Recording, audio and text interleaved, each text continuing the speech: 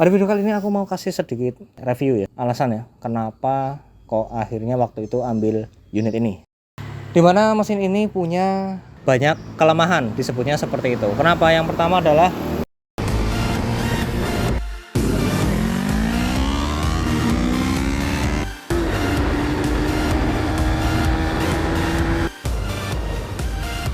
tentunya ini adalah jalan terusan ya, yang arah ke sana itu ke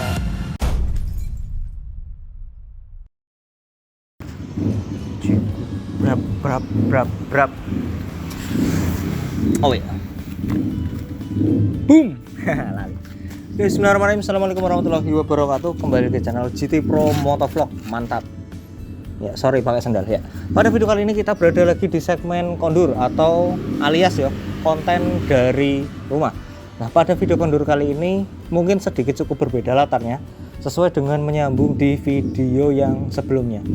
Sorry nek ono suara brap. Lagi ono sing manasi di sebelah sana ya. Ya serapopo. Yang penting nanti kita coba sedikit maksimalkan untuk processing di suaranya biar tidak terlalu noise gitu ya. Nah, nice. Ya, pada video kali ini aku mau kasih sedikit ya bahasane review singkat dan mungkin alasan ya kenapa kok akhirnya waktu itu ambil unit ini CB. Nah, di belakangku ini sudah ada dua unit yang secara apa ya, karakter mesin sama persis karena cuma selang 2 tahun antara CB ini dan Supra GTR ku ya, cuma selang 2 tahun dari dia pertama kali di launching dengan kode mesin yang sama K56E1 ya, K56 gitu aja ya. Dimana mesin ini punya yo kebanyakan orang ya banyak kelemahan, disebutnya seperti itu. Kenapa? Yang pertama adalah tensioner yang sangat lemah syahwat ya. Di situ sering banget tensioner kena. Nah, ini juga sebenarnya udah kena. Nanti untuk tensioner ini mungkin nanti ada dua opsi juga, bisa di repair dan bisa juga nanti dibelikan yang baru kalau misalkan opsi repair tidak bisa mensolusikan dari tensioner itu. Nah, mungkin untuk detail-detail yang seperti itu nanti next ke depan seperti apa akan aku post di video tersendiri. Intinya pada video kali ini aku mau fokus tentang review dan sedikit memberi alasan gitu ya, kenapa kok akhirnya ambil unit ini sih, kenapa kok enggak sama si sumber aja, apa sih sumber kurang apa gimana, enggak, nanti kita akan bahas sedikit di sini. Nah, untuk motor ini kebetulan unit tahun 2015 yaitu CB150R yang pertama kali di launching, yang facelift ya, yang LED pertama kali tahun 2015. Karena sebenarnya yang V1 atau yang KPP ya atau K15 itu juga di 2015 masih ada, tapi yang kalau nggak salah keluarannya yang warna SE ya, serial special edition. Di situ ada dua warna, yang merah putih sama yang hitam putih. Nah, itu kalau nggak salah terakhir 2015, sama yang biru merah sama putih yang gambarnya nanti tak tampilin juga di situ. Nah, ini merupakan unit pertama ya, LED CB150 LED pertama di generasi yang kedua, karena CB ini dia sekarang sudah sampai V4 generasi keempat, sedangkan Supra GTR ini baru 2. Nah, itulah kenapa juga menjadi salah satu alasan aku kok ngambil unit ini, karena dia perkembangan dari segi desain ya, itu walaupun yang dari 2 ke 3 nggak terlalu masif ya atau minor, tapi dari 3 ke 4 atau bahasanya dari 2 ke 4 itu sangat jauh berbeda, baik itu speedometer, baik itu suspensi, baik itu lain-lain ya, bodi dan sebagainya, dia juga cukup berbeda. Sedangkan di Supra GTR ini minor, mirip kayak V2 ke V3 nya ini, cuma rubah di bagian stop lamp, speedometer, dah itu aja setauku ya. Ya, mesin ada sedikit perubahan ya, yang aku rasa juga nggak terlalu signifikan. Entah kenapa kalau Honda itu buat mesin facelift ya, dia nggak sepowerful yang pabrikan lain, nggak tahu kenapa. Paling naik cuma 1 HP, 1, berapa lah, nggak sampai yang 3 HP, nggak sampai yang 4 HP.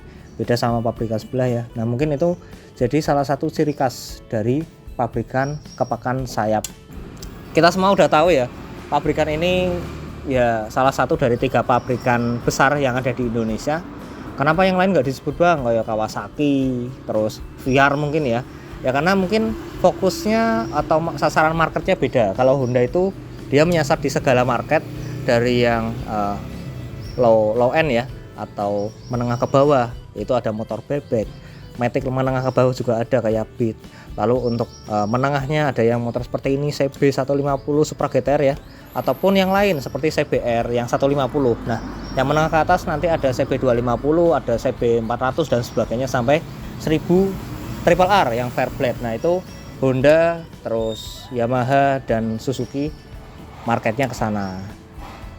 Nah, kalau Kawasaki dia lebih fokus ke sportnya gitu ya. Kayak contoh Kawasaki pernah ngeluarin Blitz R apa itu KZR, Blitz R itu juga nyatanya tidak selaku pabrikan ini, salah satunya ya. Karena waktu itu saingannya kalau nggak salah Supra X, untuk menyaingi Supra X. Kalau yang dari Yamaha itu menyaingi Yamaha Vega R atau Vega ZR lah, aku lupa waktu itu. Nah, makanya dari itu 3 ini yang paling besar di Indonesia sampai saat ini. Dan salah satunya juga dari 3 itu ya semuanya sudah tahu ya, rumornya bahwa Suzuki juga kebanyakan sekarang dealernya udah pada tutup, udah beralih fungsi dan sebagainya. Nah, kita nggak tahu kedepannya Suzuki seperti apa ya, intinya kita akan fokus ke sini aja. Nah, unit ini 2015 dan ini 2017, selisih 2 tahun, menggunakan kode mesin yang sama. Untuk mesin nggak usah saya bahas ya di sini karena sama kali 6, tenaganya mungkin sekitar 16-an HP ya, 16 mungkin ya, atau 16 kurang lebih segitu, tapi lebih dari 10, lebih dari 12, tapi di bawah 18 sih.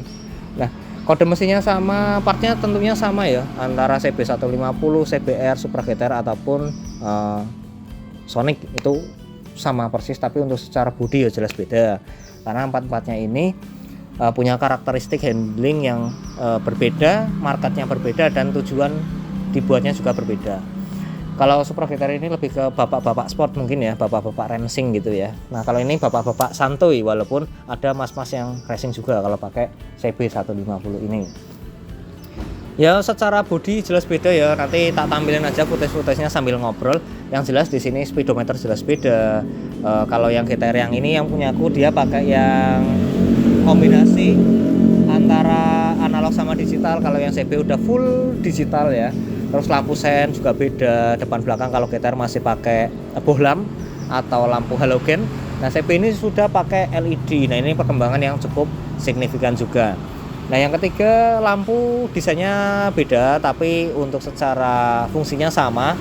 Nanti mungkin ke depan aku akan coba bandingin ya, antara lampu si CB sama si GTR, lebih terang mana sih, lebih lampu dajal yang mana sih ketika di pas beam gitu ya, lampu pas ya, high beam sorry. Dan selain itu dari kaki-kaki jelas beda, CB dia lebih besar ya, tapaknya dia lebih lebar. Aku nggak tahu ukurannya karena yang terus terang untuk membaca ukuran pelek di sini agak sulit, dadak muter-muter. Intinya di sini lebih besar daripada GTR, baik depan ataupun belakang. Nah, terus untuk ban ini kebetulan unit ini dari 2015 kalau nggak salah waktu diambil. Ini merupakan bekas penggunaan dari guru, maka dari itu dia ban depan masih original karena nggak dipakai kemana-mana, dan jarak tempuhnya juga masih cukup rendah untuk ukuran motor sekitar 7 tahun, yaitu 24 ribuan kalau nggak salah waktu kemarin ambil. Nanti kalian bisa cek videonya di video sebelumnya. Nah, ban depan masih original, tapi ban belakang dia sudah pernah ganti. Nah, diganti pakai Aspira Premio. Nah, dua-duanya ini sebenarnya ban sabun ya, beda sama si Pirelli. Oke.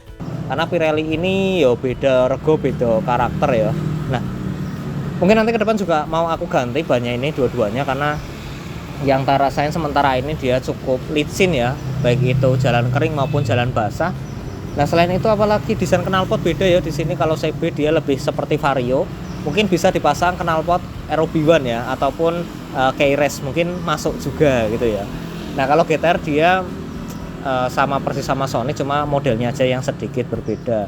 Lalu stop lamp di CB dia udah LED, kalau GTR dia masih halogen biasa ya. Dan modelnya 3-in-1 ya, kalau yang GTR ya menyatu, kayak yang stop lamp aftermarketnya ZX25R kan ada ya yang 3-in-1 gitu ya. Nah, GTR nggak perlu itu karena sudah ada di dalam satu tempat ya, baik itu lampu sen, lampu stop lamp kanan kiri ya, ada semua. Belakangnya ya tadi ya lampu seinnya udah LED kalau CB, kalau GTR masih belum. Spakbor tentu beda. Kalau CB ini dia lampu platnya mengambil dari lampu LED stop lampnya, tapi kalau GTR dia ada tongolannya lagi. Nah ini yang mungkin kebanyakan GTR yang pakai GTR ya dirubah pakai model yang Vietnam, aku lupa namanya RS apa Exciter apa, bukan Exciter ya, Winner ya mungkin ya. Nah Winner dirubah ke sana karena ya memang kalau untuk look aku juga jujur jelek ya, spakbornya desainnya agak jelek karena dia dari kecil terus ke besar terus ke kecil lagi. Tapi kalau yang bawaannya nggak pakai lampu itu memang lebih minimalis ya kelihatannya. Terus untuk suspensi belakang dia sama modelnya monoshock ya. Tentu travelnya lebih tinggi yang CB ya, karena ya mau nggak mau ya motor gini kalau dipakai yang 230 kayak punya GTR ya pasti ambles ya, kelihatannya nggak bagus. Nah aku nggak tahu berapa speknya, nanti tak tulis aja lah yang aku nggak tahu di kolom deskripsi. Tapi intinya si CB ini lebih besar, lebih tinggi ya. Dan secara swing arm juga sedikit ada perbedaan untuk dudukan dari shockbreakernya atau suspensinya. Ada apa ya semacam kayak ngono lah, pokoknya nanti tak tampilin juga gambarnya. Yang GTR itu langsung ke ya swing armnya itu. Terus secara shock depan mungkin sedikit sama ya, tapi yang tak lihat sekilas harusnya sih diukur ya, kalau bicara ukuran gini harusnya diukur, tapi kurang lebihnya sama besarnya, kayaknya ya sama besarnya antara CB sama Supra GTR. Nah karena mesin ini sudah 150 cc, dia sudah bisa ya lari di atas 100 ya, maka dari itu pengereman juga merupakan hal kunci ya. KUNTJI, kunci utama untuk safety-nya. Nah, untuk CB ini dia udah pakai 2 piston ya yang depan. Nah, yang Supra GTR dia masih 1 piston. Ya karena harganya juga sudah jauh berbeda. GTR waktu itu mungkin sekitar 20-an, nah ini bisa hampir mendekati 30 atau 30-an lebih. Kalau yang belakang sama Nissin pakai 1 piston juga gitu ya. Untuk rantai speknya kayaknya lebih ringan yang CB karena dia angkatannya berat ya. Nanti tak tampilin juga, aku nggak ini juga maksudnya nggak hafal ya speknya ini karena terus terang belum baca detailnya, karena motor ini sebenarnya masih bener-bener 100% standar, cuma banyak aja yang udah dirubah ban belakang. Overall, oh ya sama satu lagi hand gripnya dia juga udah dirubah. Dan satu yang hilang dari CB ini adalah balancer dari setir kemudi ya, atau stangnya dia udah dicopot karena diganti pakai hand grip yang model selongsong tertutup. Nah mungkin nanti juga ke depan akan kita lengkapi untuk beberapa yang hal-hal yang nantinya minus di motor ini. Oh ya satu lagi untuk apa lagi untuk ya radiator kayaknya sedikit berbeda ya, kayaknya sih lebih panjangan punya CB, nanti tak ukur aja nggak apa-apa. Terus oh ya tank reservoirnya juga berbeda. Kalau CB itu benar-benar sedikit cukup menyiksa ya karena ada di tengah sana. Nah kalau GTR lebih mudah diakses gitu, hanya perlu buka satu klip pakunya terus kita masukin ngejok airnya dan kelihatan. Kalau CB agak sedikit sulit ya, harga sulit, cantelan sulit juga ya, sulit untuk dijangkau maksudnya. Nah motor ini juga sulit untuk bawa-bawa barang terus terang, terutama untuk jas hujan. Kalau nggak ditambahin belakangnya pasti akan kesulitan. Nah kalau GTR mungkin walaupun sulit masih bisa ditaruh di tengah. Nah mungkin untuk reviewnya kayak gitu. Sekarang mungkin sedikit alasan aja, nggak terlalu banyak karena ya sudah agak panjang juga ya, 14-an menit. Nah kenapa ambil unit CB ini? Jadi seperti yang video awal ya yang tak sampein, sebenarnya dulu banget aku sebelum ambil si Varo atau si Viz R itu bener-bener, dan bahkan sebelum ambil si GTR ini aku pengen banget unit naked waktu itu. Nah apakah ke CB? Ya ke CB yang V1 atau yang KPP. Kenapa? Karena temanku waktu itu pakai dan aku rasa the most powerful engine waktu itu ya, karena dari saingannya waktu itu kan Vixen ya, Vixen masih 5 speed, dia belum DOHC dan sebagainya, walaupun secara pendinginan sama pakai water coolant, tapi yang tak rasain itu CB lebih mantap tarikannya, entah karena karakter knalpotnya juga ya, jadi lebih bertenaga aja walaupun ya agak ampos di tarikan bawahnya, karena secara spek juga dia overbore. Nah kalau yang CB yang ini dia near square ya, jadi antara langkah sama diameter piston dia sama. Efeknya apa? Efeknya dia balance-nya dalam hal apa? Dalam penggunaan perkotaan dia tenaga dapat, torsi dapat, dan top speednya ya jangan tanya ya. Kalau top speed tentu kalau motor-motor Near Square dia agak sedikit kurang daripada overbore. Nah kalau ini dia pakai K56 yang karakternya Near Square. Memang Honda ini sasarannya dari dulu ya setauku, kalau yang memang produksi massal itu untuk penggunaan harian. Makanya ya tenaga ya yang penting cukup, desain yang penting apik. Nah Honda itu menangnya di situ. Desainnya dia terus terang aku suka banget desain yang V2 ini. Kenapa? Karena tidak terlalu banyak tekukan, tidak terlalu banyak lancipnya, dan terlihatnya lebih elegan dari segi manapun. Apalagi yang warnanya putih ini lebih bagus. Tapi kenapa nggak ngambil yang putih bang? Susah nyari unit yang kayak gini, kilometer rendah dengan harga yang segitu itu susah, apalagi warna spesifik putih. Nah itu alasannya karena aku pengen banget dari dulu yang CB150 yang KPP tapi belum kelakon ya. Akhirnya ngambillah unit Supra GTR waktu itu. Karena apa? Karena kalau nggak salah waktu belinya ini dia udah di angka 30-an. Nah uangku nggak cukup waktu itu, jadi ini ambil inilah karena mesinnya juga sama, terus mungkin menimbang kepraktisan ya, karena waktu itu masih butuh akomodasi, yang penting bisa untuk berangkat kerja, berangkat kuliah, ambillah Supra GTR. Nah sering berjalannya waktu penasaran nih, makin penasaran karena waktu itu coba juga punya temen MT-15, Saber, terus Vixen ya, Vixen yang NVL. Lah kok enak itu ya, akhirnya penasaran, nyarilah unit ini dan dapet. Alhamdulillah dapet unit yang ya menurutku untuk second dia bagus lah. Kilometernya rendah, penggunaan normal ya, nggak ngebut-ngebut karena guru. Dan apalagi yo memuaskan lah intinya lah dari unit ini. Makanya aku berani ambil biar mengobati rasa penasaran ya, pakai naked itu gimana sih, terus enaknya apa sih, min plusnya apa sih. Tapi yang tak rasain mungkin beberapa minggu ini ya pakai si CB ini, memang secara feel dia lebih dapat di pengereman ya, terus terang lebih enak yang 2 piston. Makanya mungkin nanti next aku akan ganti juga pakai 2 piston. Nah entah pakai originalnya CB atau pakai yang lain ya aftermarket kayak Nissin atau RCB, nanti tergantung budgetku, karena terus terang lagi ngirit bulan ini. Karena ya banyak pengeluaran yang tak terduga juga untuk di keseharian. Oh ya satu lagi, untuk unit ini juga full paper ya. Nah itu kenapa alasan aku ambil ini juga, dia full paper, dia lengkap, pajaknya taat, dan panjang banget, dia bulan 12 barusan dipajak ya gitu. Ya mungkin minus-minusnya ya lecet pemakaian dan sebagainya. Ya mungkin untuk unitnya kurang lebih reviewnya seperti itu, dan alasan kenapa kok ambil si CB150 ini ya, semoga unitnya awet ya. Nanti ke depan mungkin akan dimodif tipis-tipis saja, karena nanti yang pakai juga bukan aku. Mungkin yang nanti modif bener-bener ya nggak hedon-hedon sih, karena aku ini ya semakin kesini tuh semakin kesana ya pikirannya. Modif yang penting adalah fungsionalitas dan tidak melanggar ini ya, tidak melanggar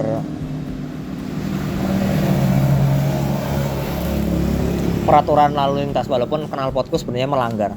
Tapi memang aku sekarang jarang pakai yang mode racingnya, bahkan streetnya juga, biasanya street juga jarang-jarang doang, banyakan pakai silent ya, karena lagi gencar ya di Banyumas ini razia knalpot brong. Jadi hati-hati juga buat kalian yang masih pakai knalpot brong, silakan kalau malam minggu diganti sih ya, kalau nggak mau berujung nanti knalpotnya disita dan kalian nonton motor gitu ya.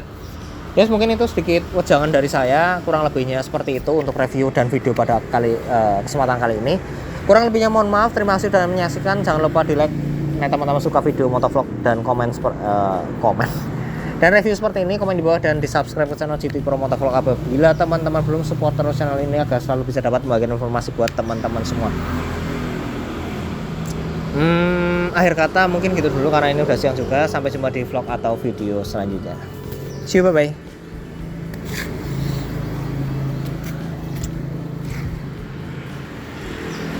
Boom.